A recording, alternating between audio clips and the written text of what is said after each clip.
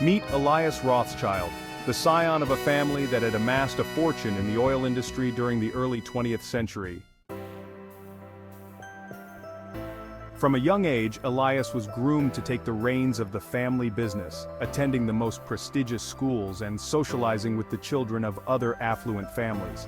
However, Elias had a burning ambition that went beyond simply maintaining his family's wealth. He wanted to build an empire of his own.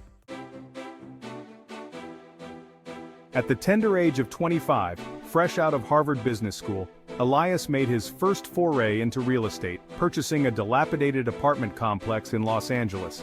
While others saw a lost cause, Elias saw an opportunity waiting to be seized. He renovated the building, raised the rents, and flipped it for a substantial profit. This became his modus operandi, and over the next 3 decades, Elias transformed Rothschild Real Estate into one of the largest property development companies on the West Coast. Elias's business acumen was matched only by his ruthless tactics. He became notorious for his aggressive approach, often acquiring properties from small owners through a combination of enticing offers and veiled threats. His employees both feared and respected him, knowing that he demanded nothing short of perfection. As Elias's wealth grew, so did his taste for the finer things in life. He amassed a collection of rare wines, drove the latest luxury cars, and divided his time between a sprawling Bel Air mansion and a beachfront villa in Malibu. However, despite his outward success, Elias found himself increasingly isolated as he entered his 6th decade. His first marriage to Vivian Astor had ended in a bitter divorce after 10 years, with Vivian citing Elias's workaholic tendencies and emotional unavailability as the reasons for their split. A second marriage to former model Adriana Kovic lasted a mere 2 years before ending in another costly divorce. After that, Elias swore off marriage, opting instead to date a string of younger women who were drawn to his wealth and power. It was during this period that Elias discovered the world of sugar dating, a realm where wealthy men like himself could indulge in relationships with younger women who were eager to be pampered and supported. For Elias, this seemed like the perfect arrangement. He could enjoy the companionship and affection of beautiful women without the commitment and emotional baggage that came with traditional relationships. Little did he know, however, that this new world would lead him down a path of self-discovery and unexpected consequences. In the world of sugar dating, Elias Rothschild had found an arrangement that suited him perfectly. Young, beautiful women were willing to provide companionship and intimacy in exchange for financial support. Elias cycled through several sugar babies, never letting any of them get too close, always maintaining control of the relationship through his wealth. But as he approached his 60th birthday, he began to feel the weight of his years more acutely. He gazed into the mirror and saw a man who had achieved everything he had ever wanted in his professional life, but whose personal life was empty. He longed for a deeper connection, for someone who could make him feel young again. It was in this state of mind that Elias Rothschild first laid eyes on Zara Fontaine. The moment he saw her, young, beautiful, with a spark of ambition in her eyes, he knew he had to have her. What Elias didn't realize was that in pursuing Zara, he was setting in motion a chain of events that would lead to his downfall and forever tarnish the Rothschild name he had worked so hard to elevate. Zara Fontaine's story began far from the glitz and glamour of Los Angeles, in the small town of Oakdale. Born to a struggling single mother, Zara learned early on that life was rarely fair, and that beauty could be both a blessing and a curse. Her mother worked as a waitress at the local diner, barely making enough to keep a roof over their heads. Zara's father had disappeared before she was born, leaving behind nothing but a name on a birth certificate and a hole in Zara's heart. As Zara grew older, she watched her mother cycle through a series of boyfriends, each one seeming to take a little more of Lila's spirit. Despite the challenges at home, Zara excelled in school. She was bright and charismatic, with a natural talent for performance that made her the star of every school play. Her teachers saw potential in her, encouraging Zara to dream big and aim for college. But as high school graduation approached, the harsh reality of their financial situation became clear. There was no money for college, no savings to fall back on. Determined to escape the cycle of poverty she had grown up in, Zara made a bold decision. With nothing but a backpack full of clothes and the money she had saved from her part-time job at the local movie theater, she boarded a bus to Los Angeles. Dreams of stardom filled her head as she gazed out at the city of angels, a place where beauty and ambition could take her anywhere she wanted to go. Little did she know, her arrival in Los Angeles would set her on a collision course with Elias Rothschild, a man who would change her life forever. However, Los Angeles proved to be far less welcoming than Zara had imagined. She quickly discovered that thousands of other young women shared her dreams, all competing for the same limited opportunities. Zara found work as a waitress, just like her mother, but the meager pay barely covered the rent for the tiny studio apartment she shared with two other aspiring actresses. As weeks turned into months with no big break in sight, Zara's optimism began to fade. She was on the verge of giving up and returning to Oak Ridge when a chance encounter changed everything. At the upscale restaurant where she worked, Zara served a table of young women who seemed to exude wealth and confidence. As she cleared their plates, she overheard them discussing their arrangements and the gifts they had received from their daddies. Intrigued and desperate for a way out of her financial troubles, Zara struck up a conversation with one of the women after her shift. The woman, Destiny, introduced Zara to the world of sugar dating. She explained how young, attractive women could meet wealthy older men who would provide financial support in exchange for companionship. At first, Zara was hesitant.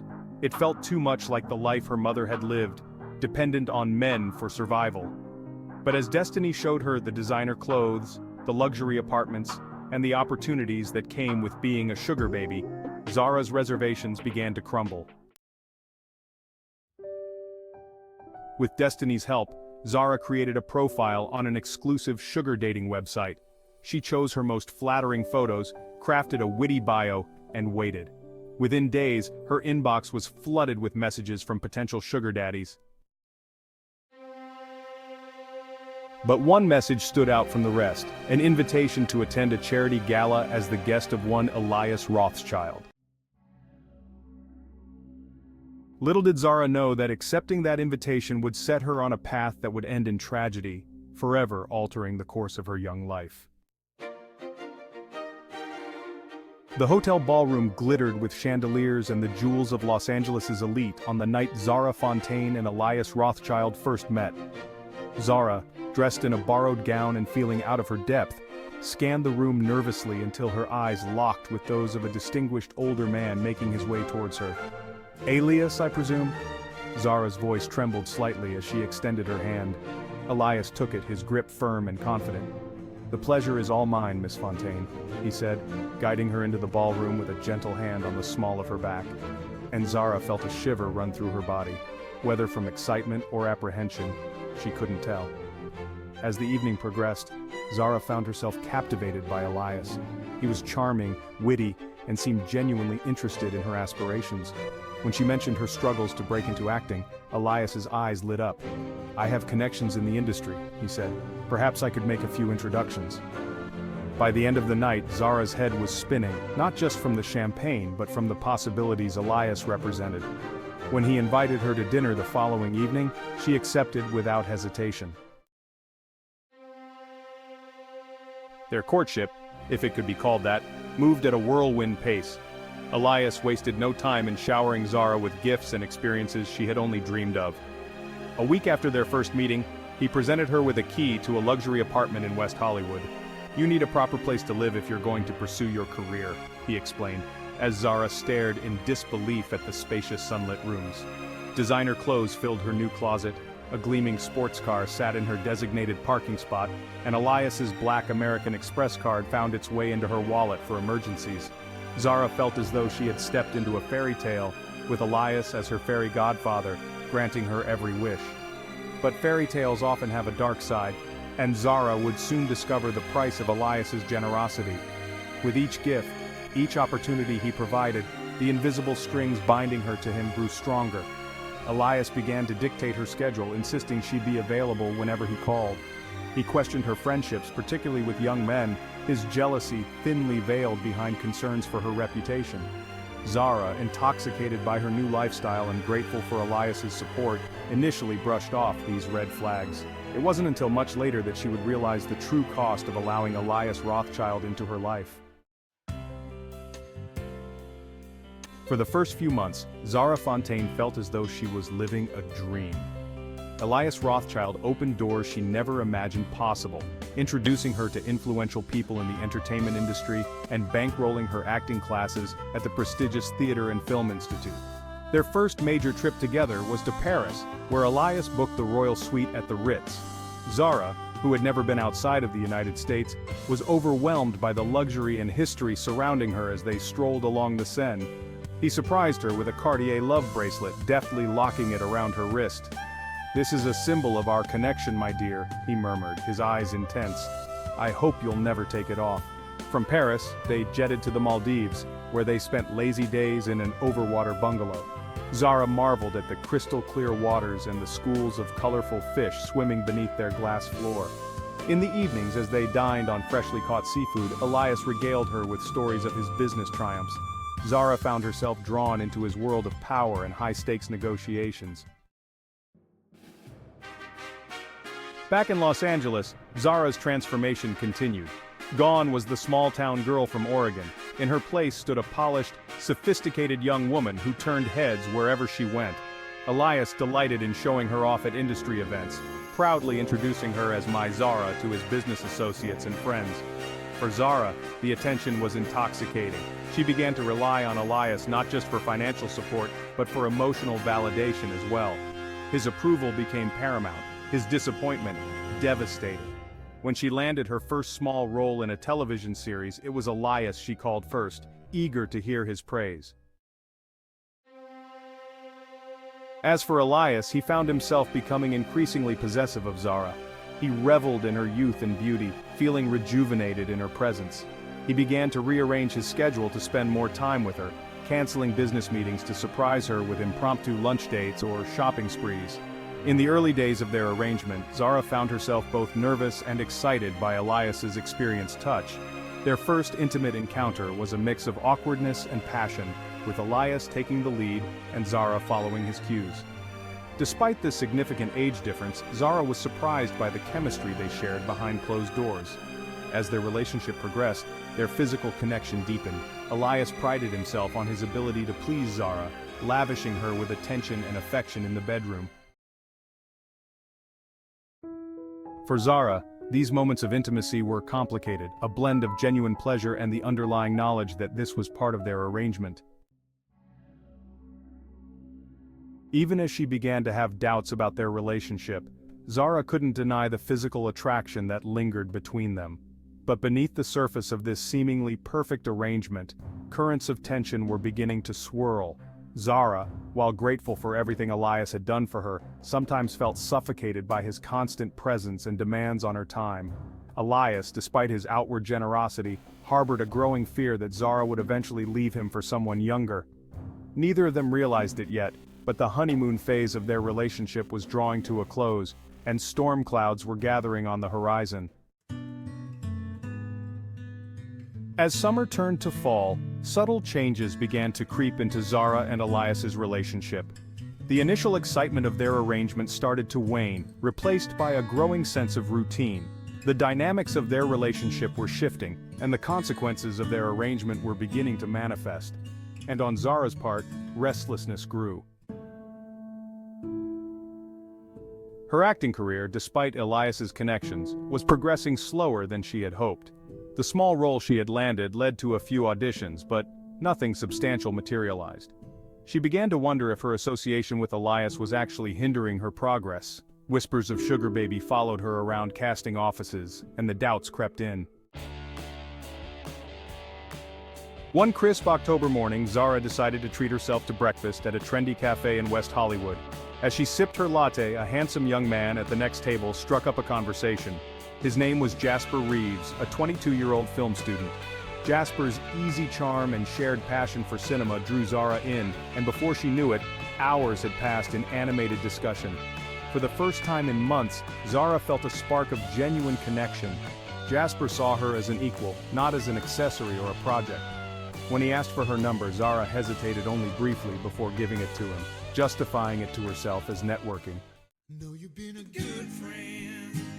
Over the next few weeks, Zara found herself texting Jasper frequently. They met for coffee again, then for drinks. Each time, Zara told herself it was innocent, just a friendship. But deep down, she knew she was treading on dangerous ground. Elias, meanwhile, was not blind to the changes in Zara. He noticed her increased distraction, the way she guarded her phone, and the vague explanations for her whereabouts. His previous marriages had taught him the signs of a wandering eye, and his jealousy, always simmering beneath the surface, began to boil over. One evening, as they dined at Elias's mansion, he confronted her. "Who is he?" Elias's voice was calm, but his eyes were cold. Zara, caught off guard, stammered a denial, but Elias pressed on. "Don't lie to me, Zara, I've seen the way you've been acting. Remember everything I've done for you?" The argument that followed was their worst yet. Zara, feeling cornered, lashed out, accusing Elias of treating her like a possession. Elias, his composure cracking, reminded her of her humble beginnings and implied she would be nothing without him. In the days that followed, an uneasy truce settled over them. Elias redoubled his efforts to keep Zara close, surprise gifts appearing daily, impromptu trips planned, but Zara felt increasingly trapped. The luxury that had once thrilled her now felt like a gilded cage. It was during this tumultuous time that Zara made a fateful decision. After another heated argument with Elias, she called Jasper, hearing his voice warm and free from judgment. Zara broke down, confessing everything, her arrangement with Elias, her growing unhappiness, her fear of leaving. Jasper listened patiently, then made a suggestion that would change everything. "Leave him, come stay with me, we'll figure it out together." As Zara hung up the phone, she felt a mix of terror and exhilaration. She knew what she had to do, but she had no idea of the deadly consequences her decision would set in motion. The day Zara decided to leave, Elias dawned bright and clear, a stark contrast to the turmoil roiling inside her. She had spent the night packing a small bag, carefully selecting items that were hers from before Elias, leaving behind the expensive gifts and designer clothes. Her hand shook as she penned a note explaining her decision, her tears smudging the ink. Zara had planned to leave while Elias was at work, avoiding a confrontation she wasn't sure she was strong enough to handle. But as she walked towards the door of the West Hollywood apartment, it swung open, revealing Elias. His face, usually carefully composed, was a mask of fury and hurt. His voice was low and dangerous. Zara's heart raced as she realized he must have had her followed, must have known about her plans. She straightened her spine, summoning every ounce of courage she possessed. "Yes, I'm leaving. This isn't working anymore." What followed was a verbal battle that shook the foundations of their relationship. Elias alternated between rage and pleading, accusing Zara of using him, then begging her to stay. He promised to change, to give her more freedom, to support her career without strings. When that didn't work, he resorted to threats. "You'll never work in this town again, I'll make sure of it." Zara, despite her fear, stood her ground. She told Elias about Jasper, about her desire to live a normal life, to find love with someone her own age. With each word, she watched Elias's expression darken, his hands clenching into fists at his sides. In a last desperate attempt to make her stay, Elias grabbed Zara's arm, his grip painfully tight. "You're making a mistake. You're nothing without me. No one will ever love you like I do." For a moment, Zara wavered, the fear of the unknown, of losing everything she had gained, nearly overwhelming her. But then she thought of Jasper, of the possibility of a life lived on her own terms. With a strength she didn't know she possessed, she wrenched her arm free. "Goodbye, Elias," she said firmly, walking past him and out the door. As the door closed behind her, Zara didn't see the change that came over my face. The hurt and anger drained away, replaced by a cold, calculating look. In that moment, as I watched the woman I believed I loved walk out of my life, I made a chilling decision. If I couldn't have Zara, no one would. In the days following Zara's departure, my mansion became a fortress of solitude. I cancelled meetings, ignored calls, and retreated into a dark world of whiskey and obsession. My mind raced with images of Zara in Jasper's arms, her laughter once my joy, now a tormenting memory. As the initial shock wore off, my thoughts turned from self-pity to revenge. I had built an empire from nothing, bending the world to my will. I refused to let a 19-year-old girl and her college boy lover destroy me. I began to plan meticulously with cold precision. I knew I couldn't do the deed myself, but I would find a way to make Zara pay for leaving me. I had too much to lose. I needed someone expendable, someone who could make the problem disappear without it being traced back to me. Through discreet inquiries in the darker corners of my business world, I made contact with a man known only as Dante Wolf. Wolf was a ghost, a former military operative turned hired gun, known for his efficiency and discretion. Our first meeting took place in the basement of an abandoned building I owned downtown. Wolf, a scarred, muscular man with dead eyes, listened in passively as Elias laid out his requirements. It needs to look like an accident, no connection to me whatsoever. Over the next week, I fed Wolf information about Zara's habits, her new address, her daily routines. I'd hired a private investigator to track her movements, and now that information would serve a deadly purpose. The final detail was timing. I wanted it done quickly, but Wolf counseled patience. Rushing would increase the risk of mistakes, of leaving evidence. We need the perfect opportunity, a moment when Zara would be alone and vulnerable. That opportunity presented itself sooner than expected. Through my sources, I learned that Zara had landed a small role in an independent film shooting in a remote area of Los Angeles. She would be driving there alone, taking Mulholland Drive late one night after a day of auditions. When Elias relayed this information to me, I nodded grimly. As Wolf left to make his final preparations, I poured myself another drink, staring out over the twinkling lights of Los Angeles. I thought of Zara, of her smile, her dreams, her betrayal. For a moment, my resolve wavered. Was I really going to go through with this? But then I imagined her with Jasper, young and in love, building a life without me. My grip tightened on the glass until it shattered, shards digging into my palm. I barely noticed the pain or the blood. My decision was made. Zara Fontaine had to die. The evening of July 15th was unusually cool for Los Angeles, a light fog rolling in from the ocean and shrouding the city in a ghostly mist. For Zara Fontaine, it was a day filled with promise and nervous excitement. She had spent the afternoon in a callback audition for a supporting role in a major studio production, and the director had hinted that the part might be hers. As she left the studio, Zara's first instinct was to call Elias and share her news. Her finger hovered over his name in her contacts before she caught herself. The habit of months was not easily broken. Instead, she called Jasper, her heart lifting at the sound of his encouraging words and genuine excitement for her potential break. "Jasper, I wish you could come with me tonight," Zara said as she climbed into her car, a modest Honda Civic that felt like freedom after months of being chauffeured in luxury vehicles. But Jasper had a major project due for his film class and couldn't make the trip to the shooting location.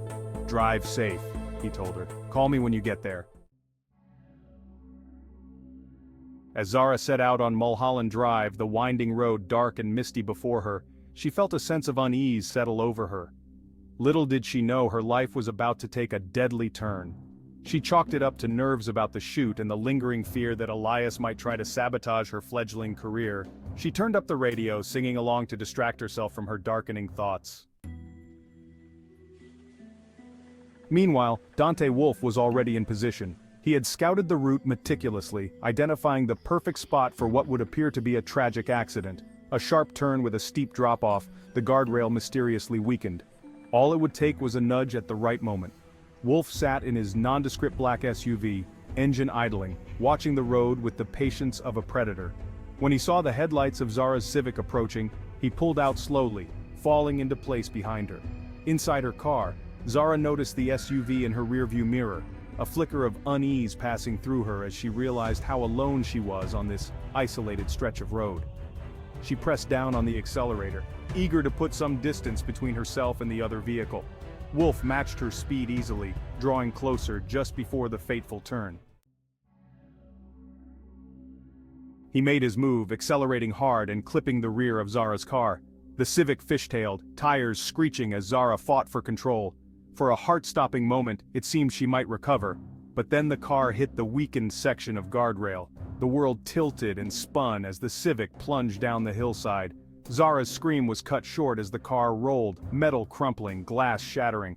When it finally came to rest at the bottom of the ravine, an eerie silence fell. Wolf pulled over and peered down at the wreckage, satisfied that no one could have survived the crash. He pulled out a burner phone. "It's done," he said simply before tossing the phone over the cliff to join the wreckage, but fate seemed to have other plans. As Wolf drove away, confident in a job well done, he didn't notice the faint movement in the twisted metal below. Zara, barely conscious and badly injured, was alive. Through a haze of pain and confusion, Zara managed to pull herself from the wreckage. She knew she needed help, but her phone was shattered, useless. With no other option, she began to crawl, each movement agony, driven by a primal will to survive. As dawn broke over Los Angeles, a jogger would make a gruesome discovery. Zara's battered body, barely clinging to life, half hidden in the underbrush beside Mulholland Drive. The discovery would set in motion an investigation that would unravel the dark secrets behind her accident and expose the deadly obsession of one of LA's most powerful men. Detective Imogen Watson arrived at the scene as the first rays of sunlight were breaking through the morning mist. Watson was a rising star in the LAPD, known for her keen eye and relentless pursuit of the truth. As she surveyed the crash site, something nagged at her instincts. The skid marks on the road, the damage to the guardrail. It all seemed too neat, too perfect for a simple accident. Her suspicions deepened when she learned the identity of the victim. Zara Fontaine, miraculously still alive but in critical condition. Zara was no stranger to the gossip columns. Her relationship with Elias Roth's child had been fodder for tabloids for months. Now, with Zara fighting for her life, Watson couldn't shake the feeling that there was more to this story. The detective's first stop was the hospital. Though Zara was in a medically induced coma, the doctors provided crucial information. The pattern of her injuries, they said, was inconsistent with a simple car crash. There were defensive wounds on her arms, suggesting a struggle had taken place after the initial impact. Watson's next move was to interview Jasper Reeves, the last person known to have spoken with Zara. The young film student was distraught, blaming himself for not accompanying her on the drive. He revealed Zara's fears about Elias, her concerns that he might try to harm her career after she left him. Armed with this information, Watson turned her attention to Elias Rothschild, the mogul. He presented a calm facade when questioned, expressing shock and sadness at Zara's accident. But Watson noticed the way his hands clenched, the flicker of something dark behind his eyes when he spoke Zara's name. As the investigation progressed, Watson and her team uncovered a trail of evidence. Cell phone records placed Elias near Mulholland Drive on the night of the crash, despite his claim of being home all evening. Financial records revealed a large, unexplained withdrawal from one of his offshore accounts days before the incident. But the real break in the case came from an unexpected source. A small-time drug dealer arrested in an unrelated case offered information in exchange for leniency. He claimed to have overheard a conversation in a bar about a hit ordered by a wealthy man on his younger girlfriend. The description he provided of the supposed hitman matched that of Dante Wolf, a name known to law enforcement but never before linked to any specific crime. With this new lead, Watson's investigation kicked into high gear.